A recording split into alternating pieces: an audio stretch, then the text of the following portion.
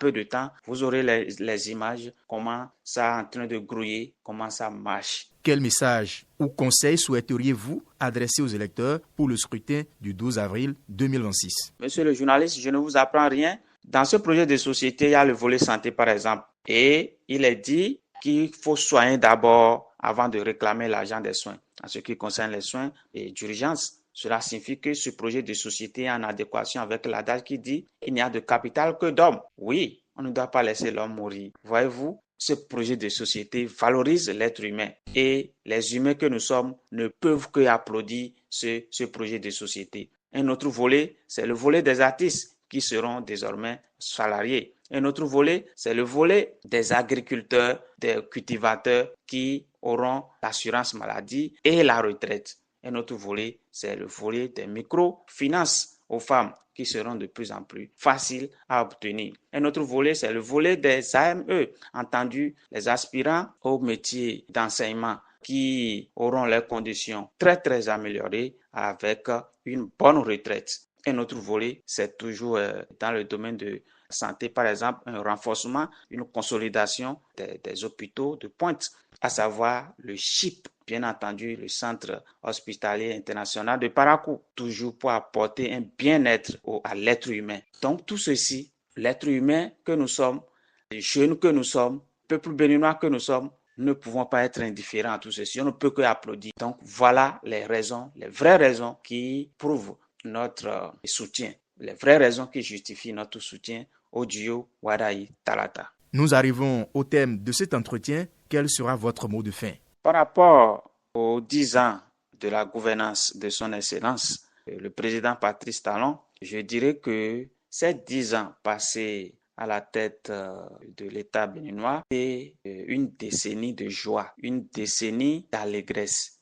une décennie de progrès, une décennie de développement, une décennie de Bénin révélée au monde. Nous avons la joie dans notre cœur. RHDD félicite les efforts consentis au bout de 10 ans de travail acharné, le président Patrice Talon et l'ensemble des membres du gouvernement pour avoir tracé la voie du bonheur de notre chère patrie, le Bénin, et par ricochet aux fils et aux filles de notre chère patrie, le Bénin. Alors, ces 10 ans de gouvernance, en termes clairs, sont à féliciter. Ces 10 ans de gouvernance, on ne peut que applaudir ça. Nous ne disons pas que 100%, tout est 100% rose, mais il faut applaudir et donner une mention excellente au président Patrice Talon qui a conduit notre pays à bon port. Et aujourd'hui, même si on a bu de la Nivaquine, je crois que nous sommes guéris de nos maux. Où on disait vraiment, il y a trop de grèves dans le secteur éducatif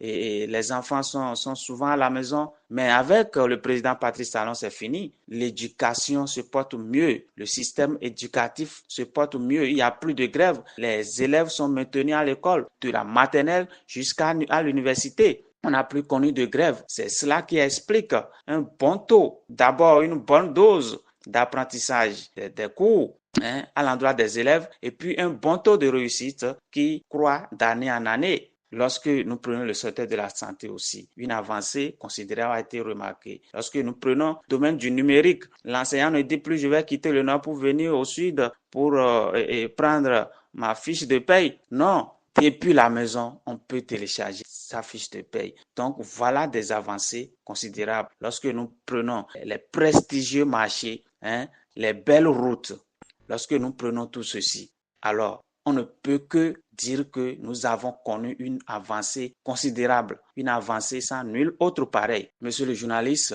le plus grand et gigantesque progrès que nous avons connu, c'est l'élévation de l'état d'esprit de tous les Béninois, qu'est-ce que soit leur bord. Désormais, un citoyen béninois sait qu'il n'y a rien d'impossible pour le Bénin. Nous pouvons tout avec la décision. Donc, qui nous a imprimé cette marque, c'est le président Patrice Talon. Il nous a imprimé ça et nous avons reçu une élévation de l'état d'esprit. Alors, nous sommes toujours dans le progrès et le développement continue. Et vous comprenez que le duo Wadayi Talata est celui-là qui protège tout ce que le président Patrice Talon, ensemble avec la population, a construit de meilleur.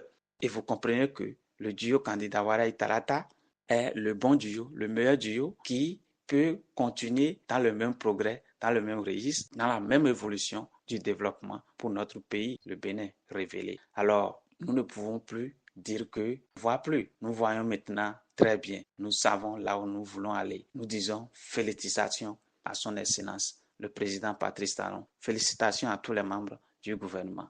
En toute probité, le mouvement RHDD conseille les électeurs et continue de les conseiller de sortir massivement le 12 avril, déjà à 7 heures, pour aller accomplir leurs droits et leurs devoirs de vote et de choisir le candidat de bonheur, le candidat du sourire de la jeunesse, le candidat le meilleur qui réunit l'intérêt général et le progrès, le développement et le Bénin révélé. C'est le duo Waraï Talata. Merci à vous, Monsieur Antoine Tedji. Je rappelle que vous êtes le coordonnateur national du mouvement Restauration humaine pour le développement durable, en abrégé RHDD. Avec vous, nous avions parlé donc du déroulement de la campagne avec votre mouvement sur l'ensemble du territoire national. Merci et à très vite.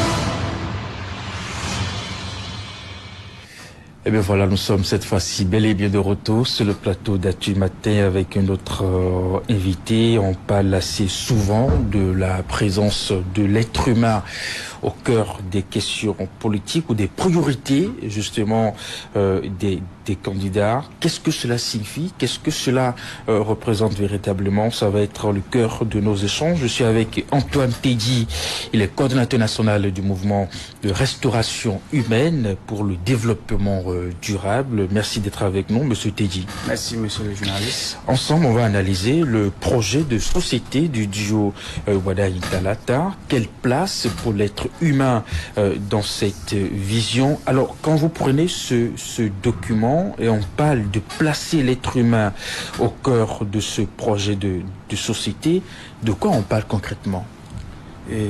Merci. Il faut dire que ce projet de société a été présenté par le duo candidat et le 21 mars 2026 au Palais des Congrès.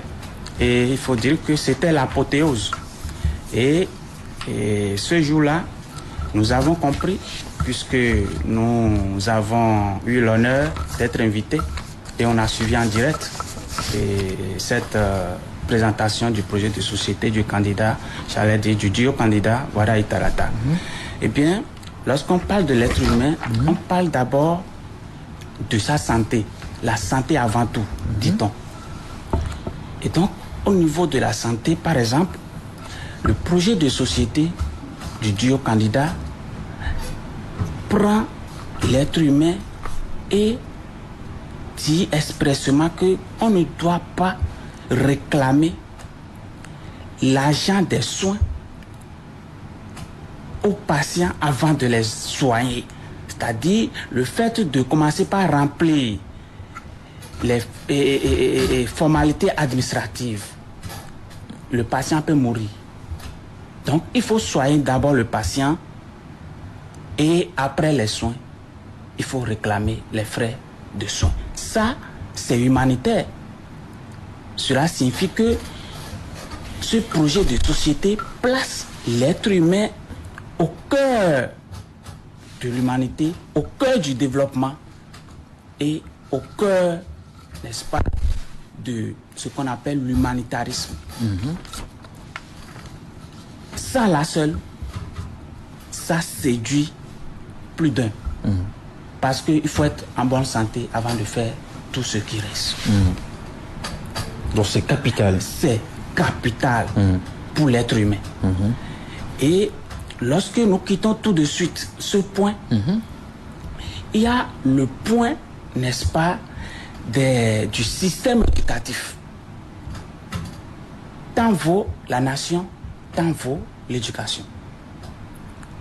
Lorsque l'être humain n'est pas formé, n'est pas éduqué, cela veut dire que la nation va en ruine.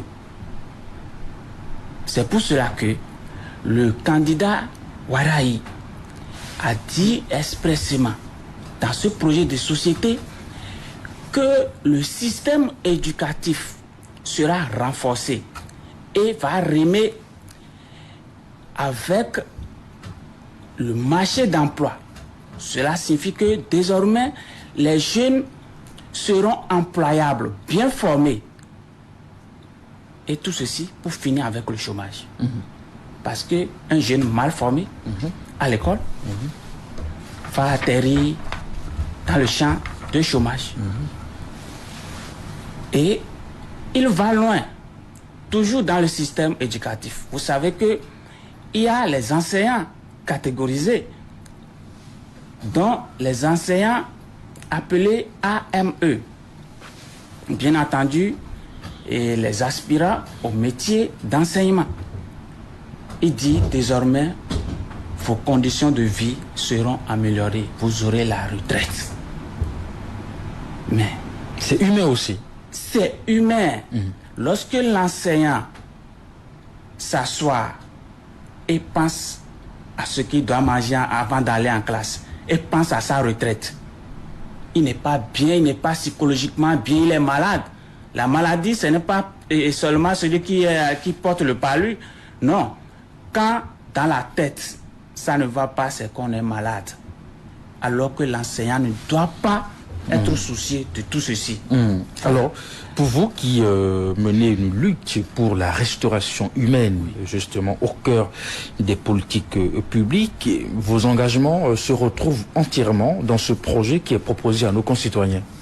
Exactement. Ce projet de société ressemble je vais dire, à RHDD. Ça ressemble à la jeunesse. Ce projet de société-là, c'est la jeunesse même qui est au cœur de ça. C'est pour cela que nous, au sein du mouvement Restauration humaine pour le développement durable, en abrégé RHDD, nous sommes en train de vulgariser ça fort grave. Aujourd'hui même, on sera dans le littoral pour rencontrer tous les enseignants avec le projet de société en version papier pour leur dire le bien fondé de ce projet. Vous êtes convaincu que ce projet de société, dans sa mise en œuvre, on ne pourra pas reprocher à votre candidat, Ouattara, de n'avoir pas mis l'humain au cœur de sa gouvernance? Mais oui. Si ce projet de société avait mis à côté l'humain, je ne crois pas qu'il y aura tant de ralliements que nous sommes en train de constater aujourd'hui. C'est ce projet de société-là qui est en train de provoquer la saignée politique vers le candidat Ouattara. Vous voyez comment ça est en train de se rallier. Ce n'est plus le candidat de BR aujourd'hui. Ouattara n'est plus le candidat de UPR. Il est le candidat national. Le candidat de l'opposition. Aussi? Aussi. Allez, on va finir avec une dernière question. Alors, si ce projet est mis en œuvre, quel changement concret le citoyen béninois pourra-t-il ressentir dans sa vie quotidienne? Pour le citoyen, je dirais pour tous les citoyens, parce que ce projet de société rassemble, mais tous les citoyens au centre. Quand je prends les artistes aussi, par exemple, les artistes ont leur compte. Désormais, les artistes sont salariés. Mais qu'ils vous souviennent que le 11 mars 2026, le décret a été pris au Conseil des ministres pour la maison de l'artiste. C'est une avancée. En plus de cela, le candidat Ouattara, il dit les artistes ne vont plus souffrir. Ils seront des salariés. Même les agriculteurs. Tout ça, c'est humain. Tout ça, c'est humain. Parfait. Avec le chip à Parakou. Mais, voyez-vous, quoi de plus beau que ça? Allez, je vais vous laisser finir avec un dernier message. Oui. Le dernier message que je voudrais